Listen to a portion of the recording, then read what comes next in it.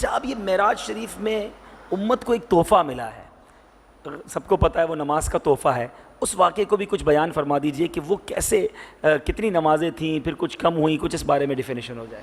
مختصراً اس طرح ہے کہ پہلے 50 نمازیں فرض ہوئیں، پھر واپس تشریف لائے، موسیٰ علیہ السلام سے ملاقات ہوئی، عرض کی زیادہ ہے تو کم کروائیں، اس طرح 45 پھر 40 پھر 35 کرتے کرتے 5 رہ گئیں۔ ٹھیک ہے، پھر بھی موسیٰ علیہ السلام نے عرض کی کہ حضور اس سے بھی کم ہو جائیں، 2 میری امت پر تھیں، بنی اسرائیل پہ تھیں، وہ ادا نہیں کر پاتے تھے، تو یہ 5 کہاں ادا کریں گے؟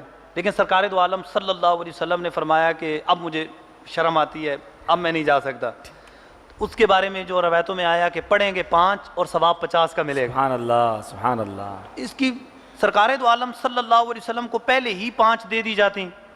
اس میں کیا حکمت ہے کہ موسیٰ علیہ السلام کے پاس آئے، انہوں نے عرض کی تو پھر گئے، دیدار اللہ عز و جل کا دیدار کیا، تو اب جو ملا تشریف لے آئے، پھر امت کی محبت میں پھر واپس گئے، بار بار دیدار بھی ہو رہا ہے، بار بار دیدار ہوتا گیا۔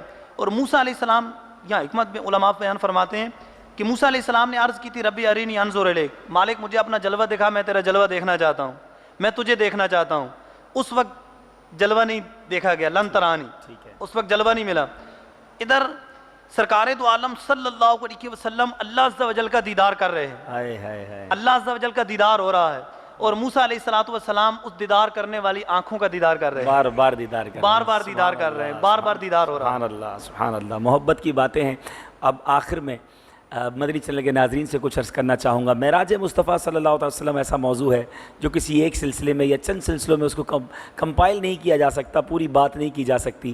عشق و مستی کی باتیں ہیں، محبت کی باتیں ہیں، آقا علیہ الصلوۃ والسلام کے کمالات کی باتیں۔ یقیناً ان باتوں کو سن کر ہمارے دل میں مزید محبت رسول پیدا ہوتی ہے۔ اللہ تعالیٰ معراج والے دولہا صلی اللہ تعالیٰ علیہ وسلم کی برکتیں ہم سب کو نصیب فرمائے۔ پیارے آقا علیہ الصلوۃ والسلام پر جو کچھ عطائیں وہاں ہوئیں ان میں ہمیں بھی حصہ عطا فرمائے۔ لیکن اے غلامان مصطفیٰ، اس رات ایک تحفہ ملا ہے امت کو، اور وہ ہے نماز۔ یقیناً نماز دین کا ستون ہے، نماز اللہ عز و جل کی خوشنودی کا سبب ہے، نماز سے روزی میں برکت ہوتی ہے، نماز بیماریوں کو دور کر دیتی ہے، نماز اندھیری قبر کا چراغ ہے۔ ہمیں نماز بالکل نہیں چھوڑنی چاہیے، کیونکہ نمازی کے لیے انعام یہ ہے، پیارے آقا نے تو دنیا میں جاگتی آنکھوں سے جا کر دیدار کیا، مگر نمازی کو جھوم جائیے، قیامت کے دن رب کا دیدار کروایا جائے گا۔